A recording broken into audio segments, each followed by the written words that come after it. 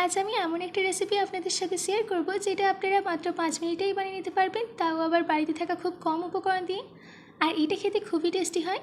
এইটা আপনারা রুটির সঙ্গে খেলে আর কিছুর দরকার পড়বে না। তো চলুন বেশি দেরি না করে শুরু করছি আমার আজকের এই সহজ রেসিপি। হ্যালো ফ্রেন্ডস, আমি বিনা কুকিং ভিডিওতে আপনাদের সবাইকে স্বাগত। এই রেসিপিটা বানানোর জন্য সবার প্রথমে আমি এখানে নিয়েছি একটা মিডিয়াম সাইজের পেঁয়াজ। এবার আমি পেঁয়াজের সামনের আর পিছনের অংশটাকে কেটে নিয়ে খোসাটা ছাড়িয়ে নেব। সম্পূর্ণ খোসা ছাড়িয়ে নেওয়া হয়ে গেলেই পেঁয়াজটাকে আমি ফাইনালি চপ করে নিচ্ছি। দেখুন আমাদের এখানে পেঁয়াজটা ফাইনালি চপ করে নেওয়া হয়ে গেছে। এবার আমি এদিকে নিয়েছি ধনেপাতা। ধনেপাতাটাকেও আমি ফাইনালি চপ করে নেব। এবার আমি এদিকে নিয়েছি হাফ কাপ ভাজা বাদাম। বাদামটাকে আমি শুকনো খোলায় ভেজে নিয়ে তার খোসাটাকে ছাড়িয়ে নিয়েছি। এবার আমি বাদামটাকে আমানদিস্তায় দিয়ে ক্রাশ করে নেব।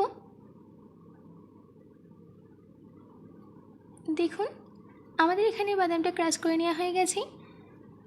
এবার আমি একটা বোল নিয়ে তার মধ্যে দিয়ে দিচ্ছি চপ করে নেওয়া পেঁয়াজ, চপ করে নেওয়া ধনেপাতা, ক্রাশ করে নেওয়া বাদাম, দিচ্ছি স্বাদ অনুযায়ী নুন, 1 ছোটো চামচ লঙ্কা গুঁড়ো, ঝালটা আপনারা আপনাদের স্বাদ অনুযায়ী দেবেন, হাফ ছোটো চামচ হলুদ গুঁড়ো, 2 চামচ গরম সর্ষের তেল। এবার দিচ্ছি হাফ লেবুর রস।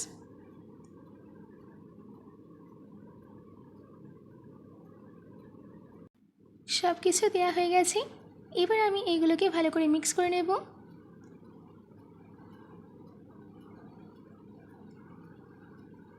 দেখুন আমাদের এখানে সব কিছু মিক্স করে নেওয়া হয়ে গেছে। বেশ রেডি হয়ে গেছে আমাদের পিনাট চাটনি। এবার আমি এটাকে রুটির সঙ্গে সার্ভ করে নিচ্ছি। আশা করছি আমার আজকের এই পিনাট চাটনির রেসিপিটা আপনাদের ভালো লেগেছে। বাড়িতে এটি অবশ্যই ট্রাই করবেন ও কমেন্ট বক্সে কমেন্ট করে জানাতে একদম ভুলবেন না। তো আজকের মতো এইটুকু, আবার দেখা হচ্ছে অনেক কোনো রেসিপি নিয়ে। ভালো থাকবেন, সুস্থ থাকবেন।